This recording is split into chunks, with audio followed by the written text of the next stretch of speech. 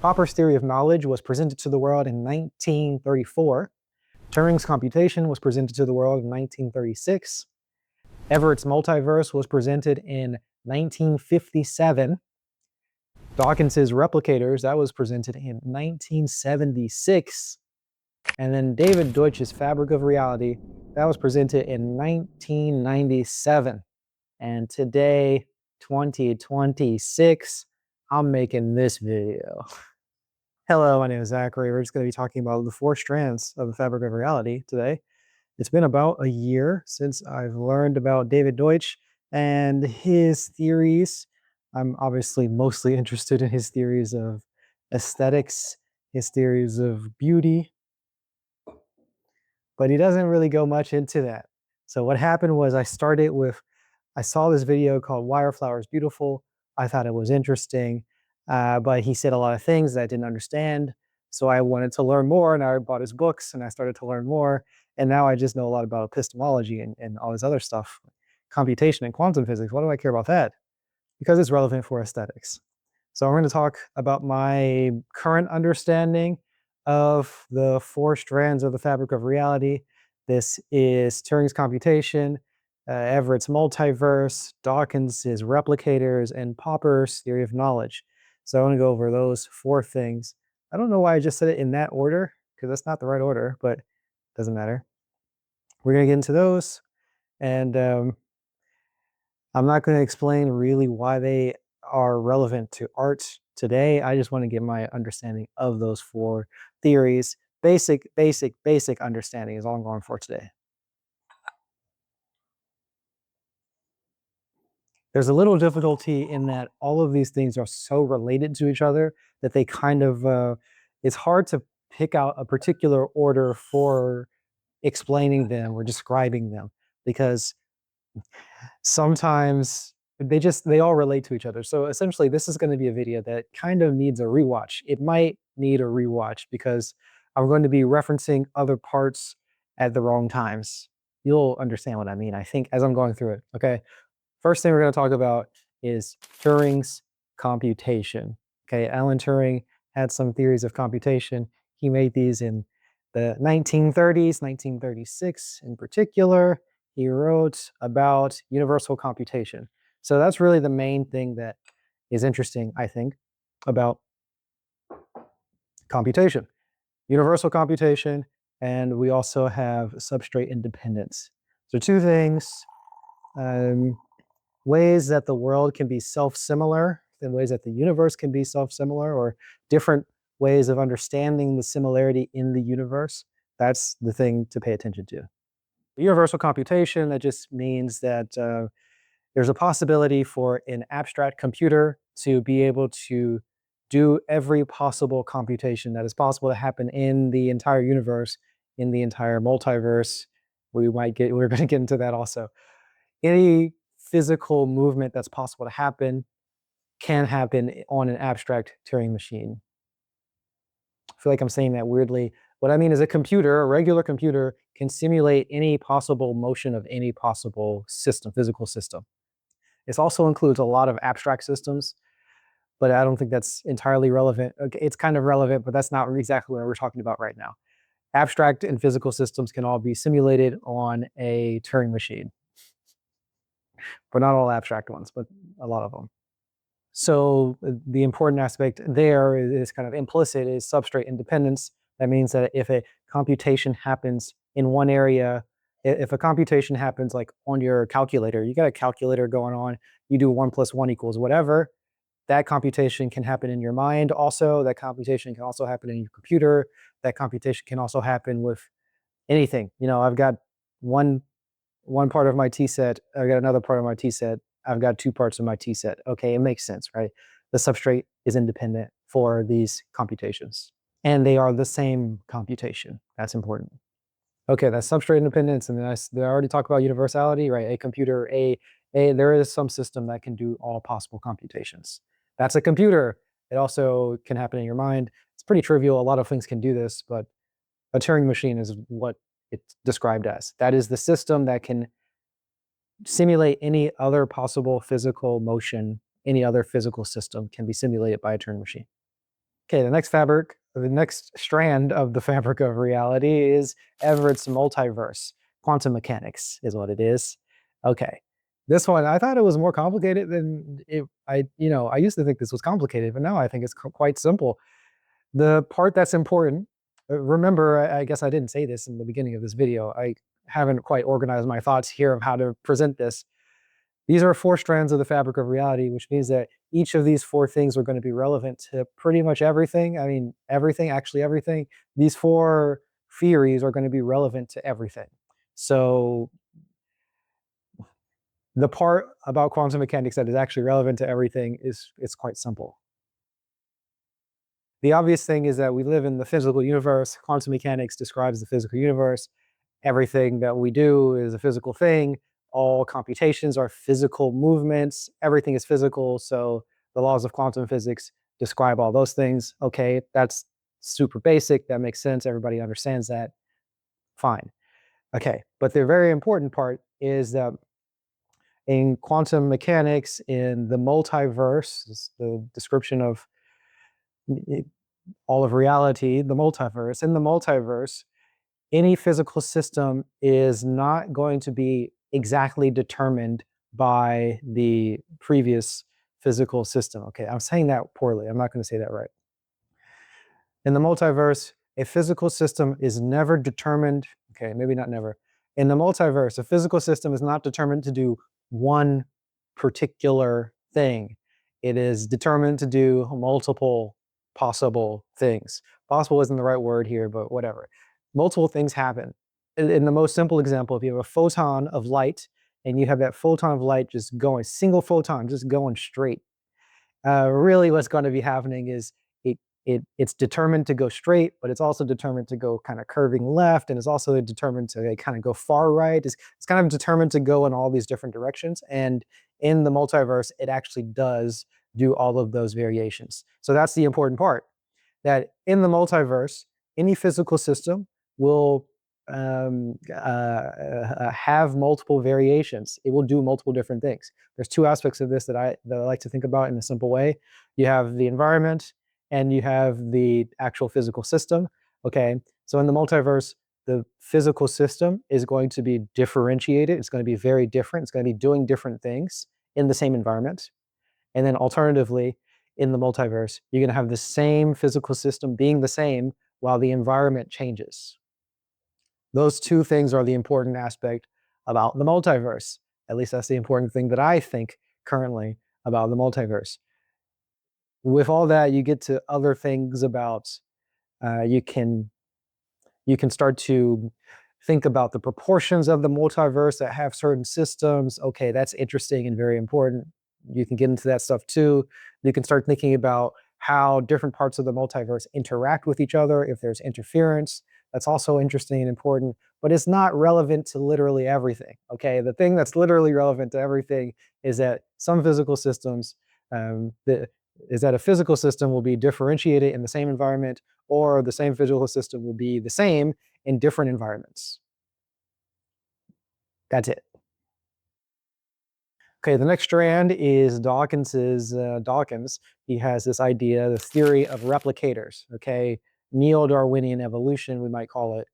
Idea about replicators. Okay, the important part is not about genes, which are going to be the replicators in biology. That's not the relevant thing. The relevant thing is the abstraction of replicators. So you have a replicator, which is a physical system that causes other physical systems to create a copy of itself. It's a kind of a weird way of saying it, but it just means that you have a physical system that if it were different, if it were a different physical system, it wouldn't make copies, or other things wouldn't make copies of it. We don't have to get too specific about it. A replicator is something that copies, and if it were different, it would not copy. Okay, replicators are the basis of life, biological life, but replicators are also, they can be mental ideas, memes is what Dawkins calls it. Perhaps there are other forms of replicators, totally fine. Things can replicate. To be able to identify the difference between a replicator and the environment for the replicator is something that's extremely important. to be able to differentiate, we might call it the replicator and the vehicle. Is that the right term? You have this, you have a replicator, you have a vehicle for the replicator, and then you have the environment, which the vehicles are part of the environment. There are all these little distinctions that become interesting and important. And if you notice how to, if you know how to, it becomes helpful if you can identify the difference between a replicator and then the vehicle for the replicator, and then the environment and all these other aspects, as opposed to always just looking at the entirety of a system. Because a big error in biology is only focusing on the organism as opposed to focusing on the genes, which are the replicators, and the organism is the vehicle for the genes. So making that distinction makes things more clear.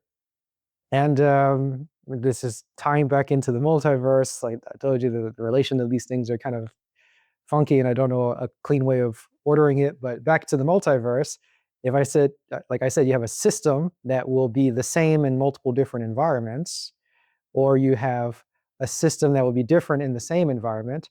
Um, if it's different in the same environment, it may not cause itself to replicate. So that means that immediately you can identify replicators. I feel like I'm not saying this properly or right or whatever, but we're just going to keep rolling with it. Okay.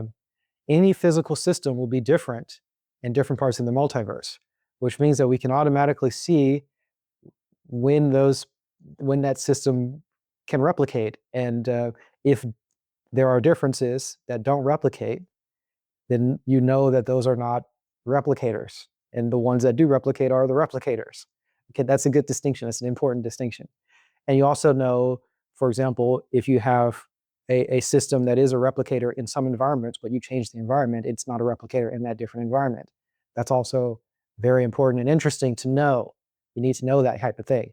And that becomes relevant for lots of different fields and blah, blah, blah. It's fabric of reality. It's relevant to all things. So it's relevant.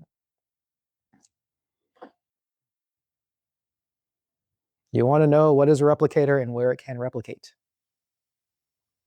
It's also interesting if those things can interact in some way. A lot of the times the interaction is just error correction. They just become the same. So if something differentiates, if something becomes different, it might change its function in such an obvious way that it would have to change, that it becomes obvious that it needs to change and be corrected, and it becomes corrected and goes back to the original state. That's an interesting thing. The error correction, I think that'll be more important for the next part that we're getting into. Okay. The fourth strand, Popper's theory of knowledge.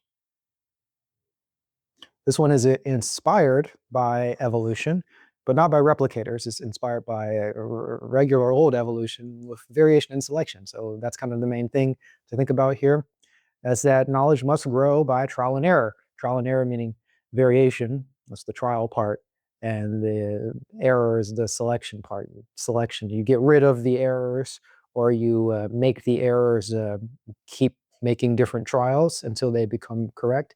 That's the trial and error anyway. Trial and error, okay? That's a very simple way of saying variation and selection. Some people also say conjecture and criticism. Some people like Karl Popper, he says this. Okay, that's the simplest thing. There's a bit more to it. I mean, there is a lot more to it. You can learn about how to evaluate knowledge. When is it? There are different standards for when you consider a system to be knowledge. It might be that it is a replicator. It might be that it causes particular transformations. And if it were different, it wouldn't cause those transformations. There are different formulations of how do you determine that something is knowledge. Not super relevant for what I'm trying to talk about today. The specific definition of knowledge or the specific conception of knowledge isn't super relevant, because there are a couple of them and they all fit well within Popper's epistemology. Broadly speaking, Popper's epistemology is the general thing that's important and relevant to all fields, everything, all fields of all things. Okay, so knowledge is information, in like bits and stuff. Computation, it's information. Knowledge is information, and that is a physical system, and it fits into certain environments, and it fits into many other possible environments. And if they were different, they would not replicate, or maybe they would not survive if it were different. And automatically, any knowledge is placed into various different states, different configurations of itself, and it's also placed into various different environments. That's just the nature of the multiverse. And this is kind of testing the niche. The niche just means the environment in which it can survive or it can replicate. So automatically, the knowledge is put into all these different niches. And then there's this more crazy stuff about Turing's computation, because things are substrate independent. So you can have you can have knowledge that is in one form and then change it to a different form. And in that different form, it goes through all of those same types of things. Okay. The exact computation is the thing that matters, but not the particular physical form. That doesn't incredibly matter, thinking about computation here, because things are substrate independent. So what that means is that, like, there can be ideas. I don't know how to describe this. There could be ideas that are like in my mind. I got ideas in my mind. All right, I got lots of ideas in my mind, and I can have ideas written on paper.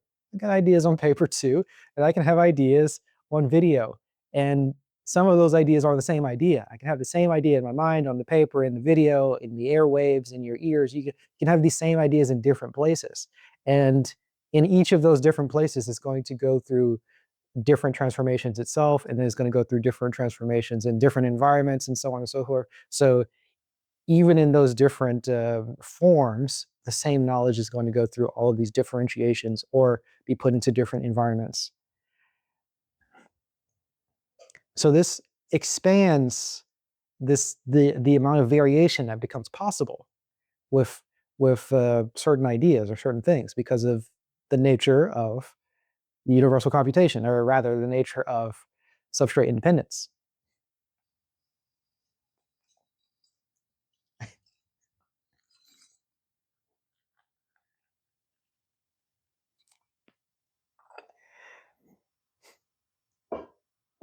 I was drinking some Baiji Guan this morning, and I'm a little scared of it. Okay, it's just too spicy. It's a little bit. It's got the spice. All right, the variation that can have the widest niche is the least mistaken, maybe, or we'll prefer that one because it's the most easily applicable or the most widely applicable. And if we accidentally choose a variant that doesn't have a wide niche, then we will notice when it doesn't work at some point, and then we will vary it so that it becomes the type that had the wider niche. Does that make sense? Okay. And so far, as I've described it, I've only talked about replication, and I've talked a little bit about survival, but the knowledge, it could do other things. The knowledge could just make a transformation. It doesn't have to be the particular transformation of replicating itself, or it doesn't have to be the particular transformation of keeping itself surviving. It doesn't have to be the transformation of survival. It can be any other transformation. And then that's where you get to like constructor theory type stuff, which I'm not going to get into at all, but it just means there are other transformations that are possible. And it could be any transformation, any possible transformation. You could have knowledge that causes any other possible transformation. And that would be relevant, if it could cause a transformation in any environment or if any variations of it can cause the same transformation, all of the same stuff, all of that same stuff that we just talked about applies. All right, that's my general understanding of the four strands of the fabric of reality as it stands today, about a year out from having read the fabric of reality initially. I don't know if I'm getting any better at understanding these things. I don't know if this is an upgrade or a downgrade. You can go back and look and check out and see it for yourself, or you can see within yourself and determine if you understand what the heck I'm talking about. Let me know. Maybe I'm a little overexcited today. All right, that might be feeding into this video a little bit. Hopefully it doesn't too much taint the message. You might understand a lot of what I'm talking about. And if you don't, that's fine.